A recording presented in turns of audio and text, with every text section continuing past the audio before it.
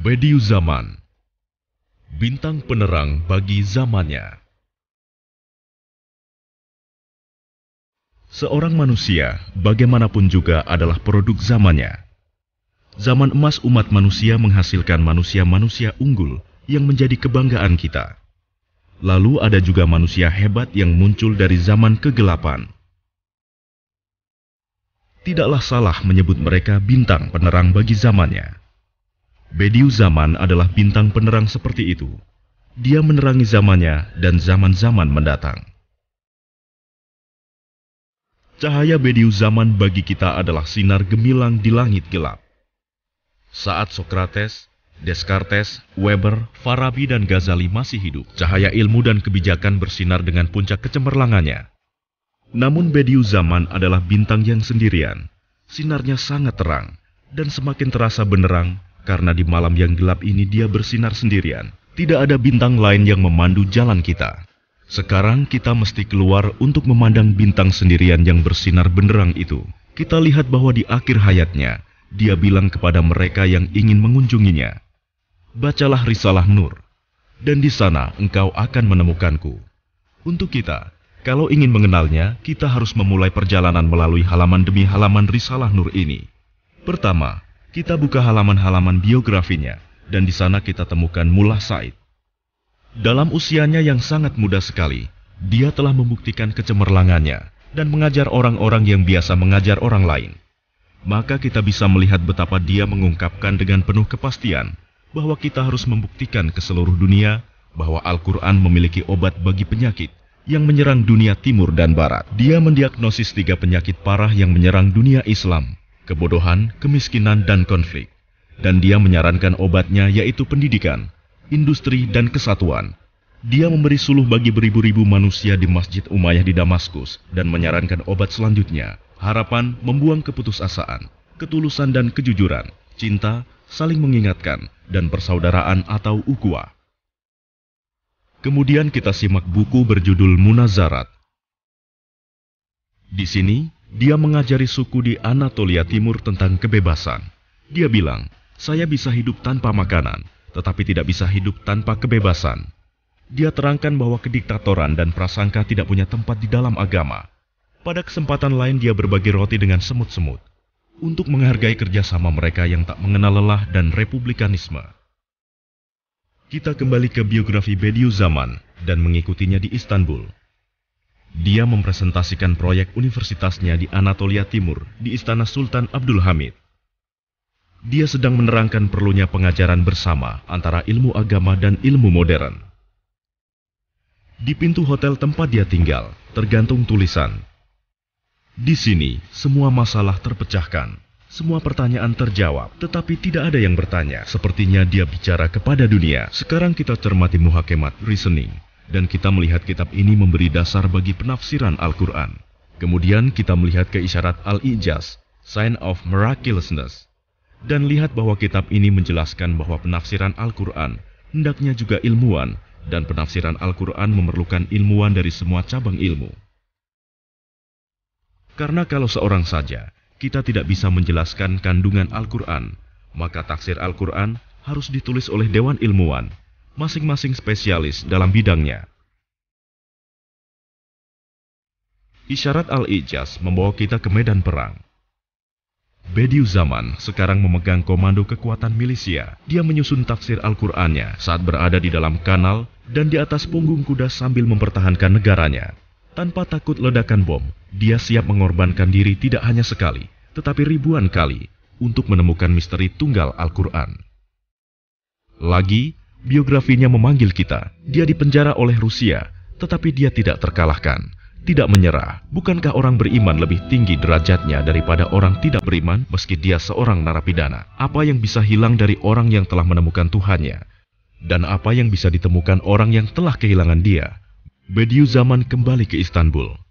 Dia menyaksikan runtuhnya Kesultanan Utsmani dan lahirnya Republik Turki.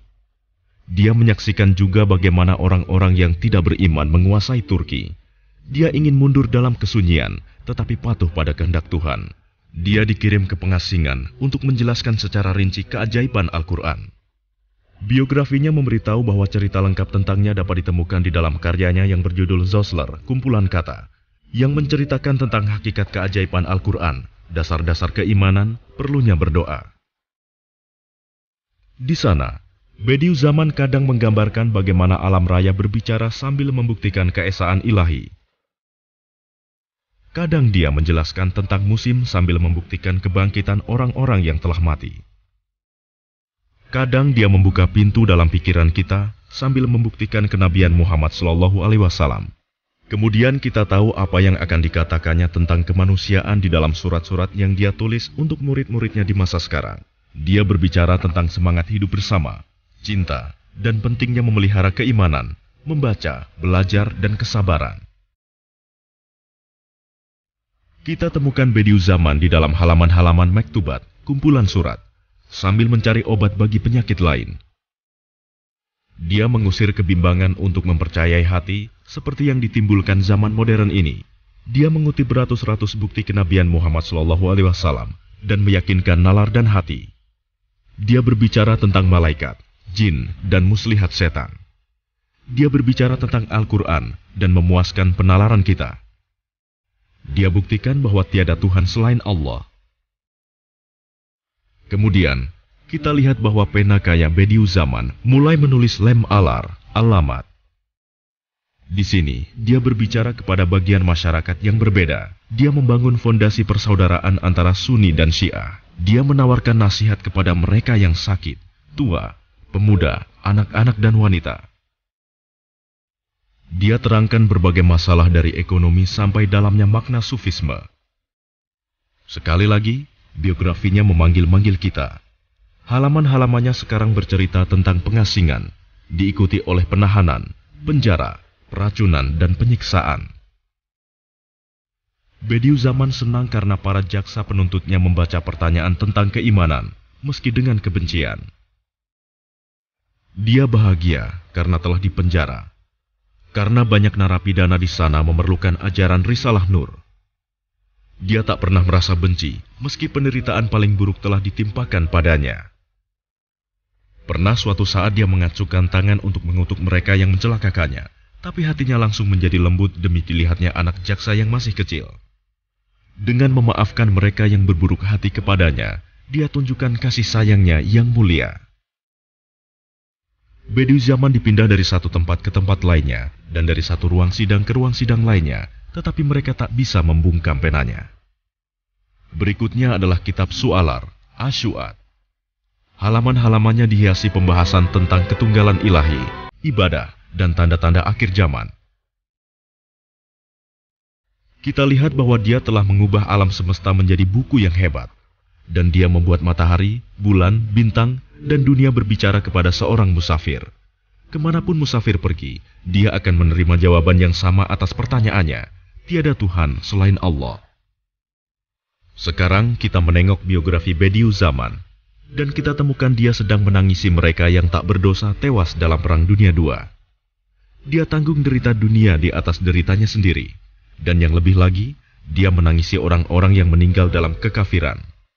Dia berteriak bahwa misinya adalah memberi pencerahan kepada seorang manusia, bukan seluruh Eropa, karena misinya adalah untuk menyelamatkan keimanan. Dia berkata bahkan dia ikhlas terbakar di dalam neraka untuk menyelamatkan keimanan umatnya. Kemudian dia berkata bahwa umat manusia telah terpecah menjadi umat yang berbeda-beda, sehingga mereka semua dapat hidup bersama dalam damai. Dia katakan juga bahwa Muslim harus bersatu dengan ahli kitab untuk melawan materialisme dan ateisme. Saat menjelajahi halaman demi halaman Risalah Nur, kita menyaksikan kehebatan Bediüzzaman dan bertanya-tanya apakah orang lain telah mengenal kehebatan ini, dan kita memandang dunia luar. Di sana kita lihat bahwa sejak tahun 1960, karya-karyanya telah diterjemahkan ke dalam lebih dari 40 bahasa termasuk bahasa Indonesia. Beratus-ratus buku telah ditulis tentang Risalah Nur, beratus-ratus konferensi telah diadakan, dan beribu-ribu artikel telah ditulis untuk membahas kehebatan dan kehidupannya. Beberapa lembaga telah didirikan di Barat atas nama pemikir hebat ini. Kita senang karena bintang yang sendirian ini tidak luput dari perhatian dunia, dan kita akhiri perjalanan imajinasi kita. Karena kita hampir sampai di akhir perjalanan, ada sesuatu yang ingin kita katakan kepada Anda yang telah mengikuti perjalanan ini. Bediu Zaman adalah bintang terang, dan yang telah Anda lihat adalah undangan untuk memandangnya. Tetapi Anda akan menemukan kecemerlangan cahayanya jika Anda sendiri menjelajahi halaman demi halaman Risalah Nur.